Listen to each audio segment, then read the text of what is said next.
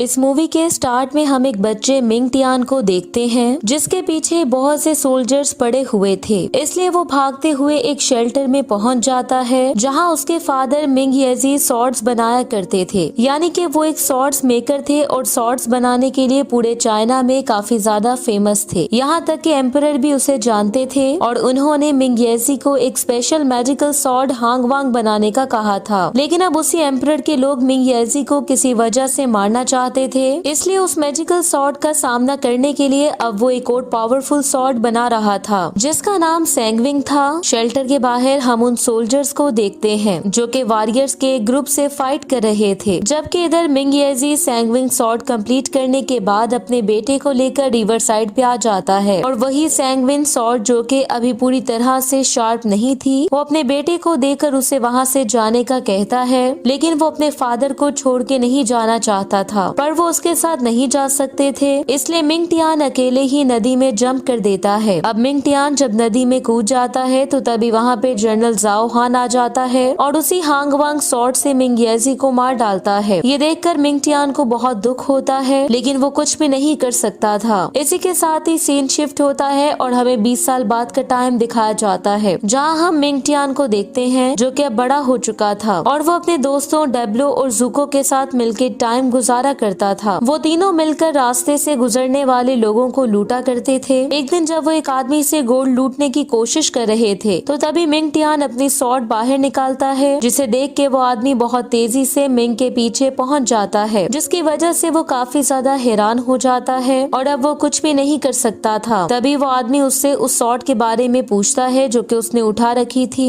लेकिन वो बड़ी बेबाकी से जवाब देते हुए उसे टाल देता है। लेकिन उस आदमी को इससे कोई परेशानी नहीं होती और वो मिंग को एक प्यारा सा जेड पेंडेंट देकर वहाँ से चला जाता है। कुछ देर बाद मिंग और उसके दोस्त रेड सिटी के गेट पे पहुँच जाते हैं जहाँ रिफ्यूजीज की भीड़ लगी हुई थी और गेट कीपर उनके लिए भी डोर ओपन करने से मना कर देता है। तभी सफेद कपड़ों में एक आदमी वहाँ आता है जो कि असल में प्रिंस दुलीन था। वो हेड गार्ड से बात करने लगता है और उसे उस कठिन समय की याद दिलाता है जब उसे भी पैलेस से निकाल दिया गया था। ये सुनकर हेड गार्ड को उसके लिए काफी बुरा लगता है और वो उसकी बात मानते हुए अपने लोगों को गेट खोलने का कह देता है, जिसके कारण वो रिफ्यूजीज शेल्टर में एंटर हो जाते हैं, जिसमें मिंग और उसके दोस्त भी शामिल थे। घर पहुंचकर मिंग टियान वो पेंडेंट एक लड़की शाओ यू को दे देता है जो कि उनके साथ ही रहती थी। मिंग टियान उसे वो पेंडेंट यूज करके मिस्टर शिंग नाम के बंदे का डेब्ट पे करने का कहता है, इसलिए शाओ यू उसे लेकर मिस्टर शिंग के पास पहुँच जाती है और उससे अपना डेब्ट क्लियर करने का कहती है। मिस्टर शिंग जब उससे पूछता है कि उसने ये कहाँ से लिया है तो शाओ यू एक झूठी स्टोरी सुनाने लगती है, लेकिन मिस्टर शिंग उसकी बात पे भरोसा नहीं करता क्योंकि उसे पता था कि वो जेड पेंडेंट एक फेमस सॉर्ड मास्टर यान का था, इसलिए वो शाओ यू से कहता है कि वो उनका सारा कर्ज चुका देगा अगर वो और उसके दोस्त यान का सर काट के उसके पास ले आएंगे। दूसरी तरफ हम मिंग टियान को देखते हैं जो कि इस वजह से परेशान था कि कोई भी सॉर्ड्स मेकर उसकी सॉर्ड को शार्प नहीं कर पा रहा था क्योंकि वो काफी ज्यादा यूनिक थी। और इसी दौरान वो अपने दोस्तों की बातों को भी सुन पा रहा था, जहाँ शाओ यू डेब्लो की देखभाल कर रही थी जिसने मिस्टर शिंग से फाइट की थी और बाकी इस वजह से अपसेट थे क्योंकि बहुत ज्यादा रिफ्यूजीज के वहाँ आने के कारण उन्हें कोई जॉब नहीं मिल रही थी। मिंग टियान अपने दोस्तों की यह हालत देख के काफी ज्यादा परेशान हो जाता है, इसलिए वो अपने फादर की कब्र पे आ जाता है और इसी दौरान उसे वहाँ प्रिंस भी दिखाई देता है जो कि फ्लूट बजा रहा था। अगले दिन मिंग टियान ने अपनी सॉर्ड को बेचने का फैसला कर लिया था ताकि वो इसके बदले अपने दोस्तों के लिए कुछ पैसे ले सके, लेकिन तभी वहाँ पे शाओ यू आके उसे ऐसा करने से रोक देती है। जल्द ही मिस्टर शिंग उनके पास आके उन्हें एक जॉब की ऑफर करता है जिसके लिए उन्हें एक आदमी को कैपिटल तक पहुँचाना था और इसके बदले वो उन्हें काफी ज्यादा पैसे देने के लिए भी तैयार था, जिसके कारण मिंग टियान और उसके दोस्त काफी ज्यादा एक्साइटेड हो जाते हैं और जो पैसे उन्हें एडवांस मिले थे वो उनसे कुछ खाना खरीद लेते हैं। अच्छा खाना खाने के बाद वो जरूरत की कुछ चीजें लेने के लिए मार्केट चले जाते हैं और कुछ खाना वहाँ मौजूद भूखे लोगों के साथ भी शेयर करते हैं, जिसके बाद वो उस आदमी से मिलने के लिए जाते हैं जिसे उन्होंने कैपिटल तक लेकर जाना था, जो कि कोई और नहीं बल्कि प्रिंस डुलीन था। लेकिन इस टाइम तक उन लोगों को ये पता नहीं था कि वो प्रिंस डुलीन है। वो लोग अपने बाकी के पैसे लेने के बाद रेड सिटी से निकल पड़ते हैं। शाम को वो लोग एक बहुत ही फैंसी होटल में पहुंचते हैं, जिसके कारण शाओ यू को शक होता है कि शायद वो कोई खास आदमी है। डिनर के दौरान मिंग टियान डुलीन से इस बारे में बात करता है कि क्या वो कोई रॉयल ऑफिशियल है, जिस पर डुलीन उन्हें अपने बारे में बता देता है, इसलिए वो काफी काफी ज्यादा हैरान हो जाते हैं, लेकिन वो ज्यादा हैरान उस टाइम होते हैं जब प्रिंस उन्हें अपने साथ खाना खाने के लिए इनवाइट करता है, जिसके बाद वो सब मिलके खाना एंजॉय करने लगते हैं। डिनर के बाद प्रिंस डुलिन मिंगटियान से उसके स्वॉर्ड देखने की रिक्वेस्ट करता है। पहले तो मिंगटियान उसे वो स्वॉर्ड नहीं दिखाना चाहता था, लेकिन अब क्योंकि प्रिंस ने उसके सामान में वो स्वॉर्ड देख ली थी, इसलिए मिंगटियान को मजबूरन उसे वो दिखानी पड़ती है, जिसे देखकर प्रिंस फौरन से पहचान जाता है कि उस स्वॉर्ड की क्वालिटी सैंगविंग स्वॉर्ड जैसी थी। नेक्स्ट सीन में हम मिंगटियान और शाओ यू को अपने रूम में बात करते हुए देखते हैं, लेकिन तभी उन्हें आधी रात को गिटार की आवाज सुनाई देती है और तभी हमें पता चलता है कि असल में वो एक सिग्नल था ताकि कुछ लोग वहाँ अटैक कर सके, जो कि असल में प्रिंस के पीछे पड़े थे। लेकिन मिंगटियान यहाँ प्रिंस को बचाने के लिए उनसे फाइट करने लगता है और वो दोनों मिलकर उन अटैकर्स को हराने में कामयाब हो जाते हैं। उनकी फाइट के बाद वहाँ वही आदमी आ जाता है जो कि गिटार बजा रहा था। उस आदमी का नाम जोंग था और वो काफी समय से उनका पीछा कर रहा था, लेकिन जोंग के वहाँ आते ही मिंगटियान की स्वॉर्ड ग्लो होने लगती है, जिसके कारण वो काफी ज्यादा हैरान हो जाता है। लेकिन तभी जोंग प्रिंस पे अटैक कर देता है, इसलिए मिंगटियान को भी इस फाइट में कूदना पड़ता है और वो यहाँ खुद को ही जोंग बताता है ताकि वो असली जोंग से प्रिंस को बचा सके।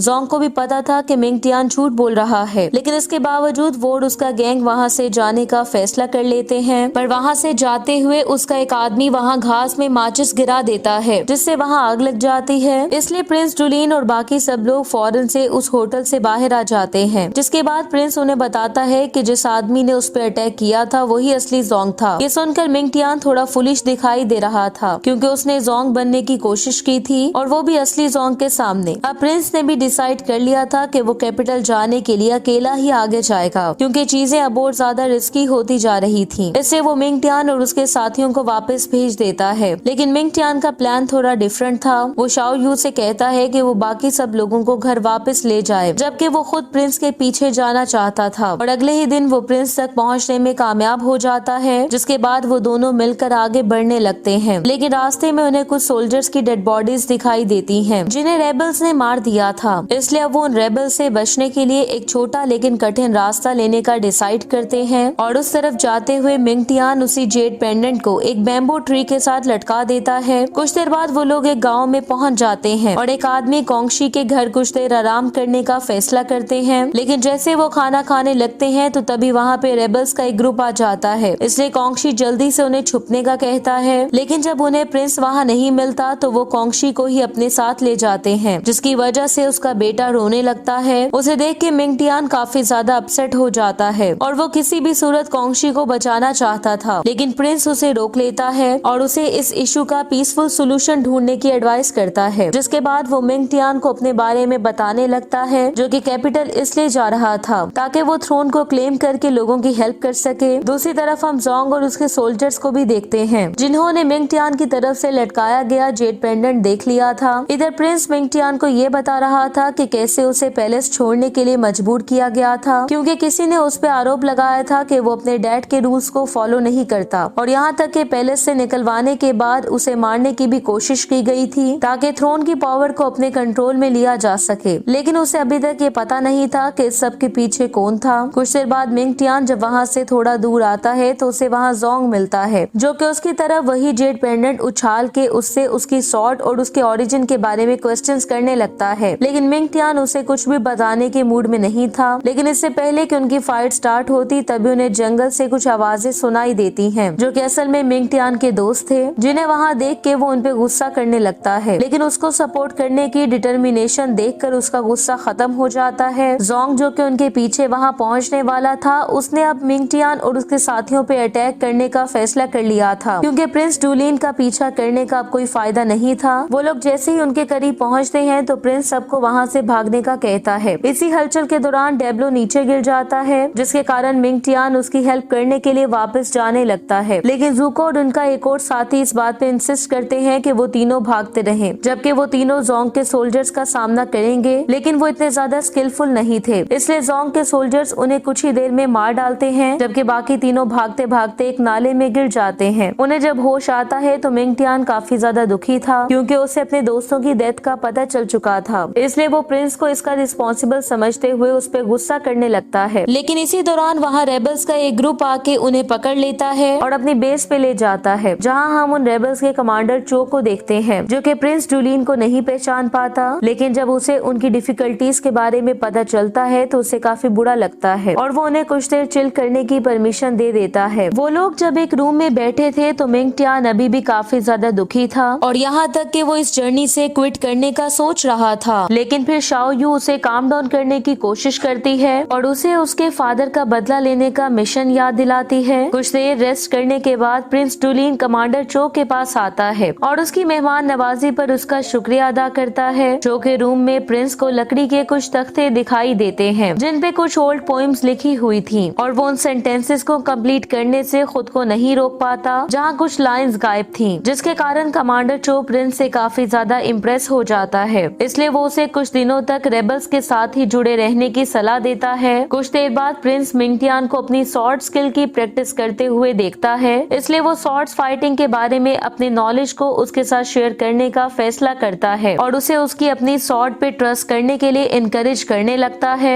इसके बावजूद कि वो थोड़ी डल थी और उसे इतने टाइम से शार्प भी नहीं किया गया था। अगली सुबह मिंग टियान, प्रिंस और शाओ यू उसी केव के एग्जिट तक पहुंच जाते हैं जहां वो रेबल्स रह रहे थे, लेकिन इससे पहले कि वो वहां से जा पाते कमांडर चो और उसके साथी वहां आके उन्हें पकड़ लेते हैं। और अब कमांडर चो को भी रियलाइज हो चुका था कि वो अब तक जिसकी हेल्प कर रहा था वो प्रिंस डुलिन है, इसलिए वो बिना किसी हिचकिचाहट के अपने साथियों को प्रिंस डुलिन को एग्जीक्यूट करने का ऑर्डर देता है। वो लोग इसके लिए प्रिपेयर हो रहे थे तो तभी मिंग टियान खुद को वॉलंटियर करता है ताकि वो अपने हाथों से प्रिंस को आग लगा सके, क्योंकि उसकी वजह से उसके दोस्तों की जान चली गई थी। लेकिन फिर वो ऐसा करने की बजाय प्रिंस डुलिन की काइंड नेचर के बारे में बात करने लगता है। तभी चो की वाइफ भी इन बातों को कंफर्म करती है, क्योंकि जब वो और उसकी बेटी शहर में छुपे हुए थे तो प्रिंस ने ही उनकी हेल्प की थी। ये सुनकर कमांडर चो का इरादा बदल जाता है और वो न सिर्फ प्रिंस को छोड़ देता है बल्कि कैपिटल जाने के लिए उन्हें ठीक ठीक रास्ते का भी बताता है। इसलिए प्रिंस डुलिन अब कमांडर चो के साथ चाइनीज लोगों की भलाई और उनकी प्रोटेक्शन करने का एग्रीमेंट करता है, जिसके बाद वो तीनों वहाँ से निकल पड़ते हैं। दूसरी तरफ हम जोंग को देखते हैं, जिसने अब अपनी जॉब को छोड़ने का फैसला कर लिया था, इसलिए वो अपनी हांगवांग सॉर्ड जनरल जाओ हान को दे देता है। लेकिन इसकी वजह से जाओ को बहुत ज्यादा गुस्सा आता है और वो उसी सॉर्ड से जोंग को मारने का फैसला कर लेता है, पर जोंग उससे ज्यादा तेज था। वो बिजली की तेजी से जाओ के पीछे पहुंच जाता है और उसके गले पे नाइफ रख के उसे वार्न करने के बाद वहां से भाग जाता है। दूसरी तरफ प्रिंस और उसके साथी एक बोट पे अपनी डेस्टिनेशन की तरफ बढ़ रहे थे। इसी दौरान प्रिंस मिंग टियान का शुक्रिया भी अदा करता है कि उसने रेबल्स का भरोसा जीतने में उसकी हेल्प की थी। वो लोग बोट से उतरते हैं तो वहाँ उनकी मुलाकात फिर से जोंग से होती है, जो कि उनके रास्ते में आने वाले खतरे के बारे में उन्हें बताता है और ये कहकर वो एक बार फिर से वहाँ से गायब हो जाता है। नेक्स्ट सीन में हम देखते हैं कि जब वो तीनों कैपिटल के करीब पहुँच के काफी ज्यादा एक्साइटेड दिखाई दे रहे थे तो तभी वहाँ पे जनरल जाओ अपने सोल्जर्स के साथ पहुँच के उनका रास्ता रोक लेता है, जिसे देखकर प्रिंस डुलिन को आखिरकार ये बात पता चल जाती है कि रिजीम चेंज के पीछे का मास्टरमाइंड असल में जनरल जाओ था। इसी दौरान मिंग टियान भी जब जनरल जाओ को देखता है तो वो गुस्से से पागल हो जाता है, क्योंकि वही उसके फादर का मर्डरर भी था। इसलिए वो फौरन से जनरल पे अटैक कर देता है, जो कि सैंगविंग सॉर्ड की पावर को देख के काफी ज्यादा हैरान हो जाता है और उसे भी पता चल जाता है कि मिंग टियान ही मिंग येजी का बेटा है। इसलिए उनमें एक जबरदस्त फाइट होने लगती है, लेकिन मिंग टियान ये फाइट हार जाता है और इससे पहले कि जनरल उसे जान से मारता तभी प्रिंस खुद को उसके हवाले करने का फैसला करता है, जिससे मिंग टियान की जान बच जाती है और मिंग टियान भारी दिल के साथ इंजर्ड शाओ यू को लेकर वहाँ से चला जाता है। नेक्स्ट सीन में हम उन दोनों को चुपचाप सनसेट का सीन ऑब्जर्व करते हुए देखते हैं और इसी के साथ ही शाओ यू मिंग टियान की बाहों में ही मर जाती है, जिसके कारण उसे काफी ज्यादा दुख होता है, लेकिन वो कुछ भी नहीं कर सकता था और अब उसके सब दोस्त मारे जा चुके थे। इसलिए मिंग टियान उस यूनिक सॉर्ड को, जो कि अब टूट चुकी थी, उसे एक हिल टॉप से नीचे फेंक देता है। दूसरी तरफ प्रिंस डुलिन किसी तरह अपने बीमार पिता तक पहुंच जाता है, लेकिन तभी वहां पे जनरल जाओ आके एम्परर को प्रिंस डुलिन के सामने बड़ी बेरहमी से मार डालता है, जिसके बाद जनरल जाओ प्रिंस डुलिन को ही उसके फादर के मर्डर में फ्रेम कर देता है, क्योंकि जनरल ने इस दौरान बड़ी चालाकी से खुद को भी स्टैब कर लिया था ताकि उसका झूठा आरोप रियल लगे, जिसके कारण प्रिंस डुलिन को अरेस्ट कर लिया जाता है। दूसरी तरफ मिंग टियान वापस रेबल की हाइड आउट पे पहुंच जाता है, जहां उसे पता चलता है कि उनमें से बहुत से रेबल्स को मार दिया गया था और तभी उसे वहां पे जोंग मिलता है, जो कि यहाँ ये बात रिवील करता है कि सब के पीछे का मास्टरमाइंड असल में जनरल जाओ ही है। और इसी दौरान वो लोग सैंगविंग की क्वालिटीज के बारे में भी बात करने लगते हैं। जैंग मिंग टियान को बता बताता है कि सैंगविंग सॉर्ड की ये क्वालिटी थी कि वो हांग वांग सॉर्ड को ओवरपावर कर सकती थी, जो कि उस चालाक जनरल के पास थी। ये सुनकर मिंग टियान सैंगविंग सॉर्ड को ढूंढने के लिए निकल पड़ता है, जो कि उसने यूजलेस समझ के एक हिल टॉप से नीचे फेंक दी थी। और काफी देर की खोज के बाद आखिरकार वो उससे मिल जाती है। मिंग टियान उस सॉर्ड को लेकर अपने फादर की वर्कशॉप पे पहुंच जाता है, जहाँ कभी सॉर्ड्स बनाई जाती थी, लेकिन अब वो जगह एक खंडर बन चुकी थी। इसी दौरान मिंग टियान को अपने पास्ट की पेनफुल मेमोरीज भी याद आने लगती हैं और तभी वो रिवर के पास जाके उसमें जंप कर देता है, जहाँ वो सैंगविंग सॉर्ड से बात भी कर पा रहा था। और इसी दौरान उसे अपने फादर की बात याद आती है, जिन्होंने उसे अपने रिजॉल्व और सॉर्ड में कैद स्पिरिट को आपस में मर्ज करने का कहा था। अगले दिन हमें पैलेस का सीन दिखाया जाता है, जहाँ प्रिंस को एग्जीक्यूट किया जाना था, लेकिन जैसे ही जनरल जाओ अपनी स्पीच स्टार्ट करता है तो तभी वहाँ पे मिंग टियान भी पहुँच जाता है। और इस बार वो अकेला नहीं था, उसे किंगडम के और बहुत से लोगों ने भी ज्वाइन कर लिया था और उनमें कमांडर चो और जोंग भी शामिल थे, जिन्हें देखकर जाओ डर जाता है और वो प्रिंस को वापस पैलेस में लेकर चला जाता है। ये देखकर मिंग टियान और उसके साथी जाओ के लोगों से फाइट करने लगते हैं। अब क्योंकि वो सोल्जर्स काफी ज्यादा थे, इसलिए एक समय पे वो नीचे गिर जाता है, लेकिन फिर उसे अपने फादर की कही हुई बात से ताकत मिलती है और फिर कुछ मैजिकल होता है, क्योंकि जैसे ही मिंग टियान के ब्लड वाले हाथ सैंगविंग सॉर्ड को टच करते हैं तो वो खुद को रिपेयर करना शुरू कर देती है और वो पहले से ज्यादा शार्प भी हो गई थी। इस नई शक्ति के साथ वो एनिमीज को हराने लगता है, यहाँ तक कि अब सिर्फ जनरल जाओ ही बाकी बचा था। जल्द ही उन दोनों में खतरनाक फाइट स्टार्ट हो जाती है, लेकिन इस बार सैंगविंग की नई शक्ति के कारण वो जनरल जाओ को हराने में कामयाब हो जाता है। उसे मारने के बाद वो प्रिंस डुलिन को रेस्क्यू करता है और जैसे ही दोनों बाहर पहुँचते हैं तो सभी लोग उन्हें देख के खुश हो जाते हैं, जिसके बाद प्रिंस मिंग टियान का शुक्रिया अदा करता है। मिंग टियान, जिसे लगता था कि अब उसका मिशन कंप्लीट हो चुका है, वो अपने फादर की पुरानी शॉप पे वापस लौट आता है। कुछ साल गुजर जाते हैं और फिर एक दिन प्रिंस डुलिन मिंग टियान से मिलने आता है, जो कि अब चाइना का एम्परर बन चुका था। और इस दौरान वो फ्लूट बजा रहा था, जिसे सुन के मिंग टियान को वो टाइम याद आता है जब वो पहली बार उससे मिला था। और इसी के साथ ही ये मूवी एंड हो जाती है। Thank you so much for watching.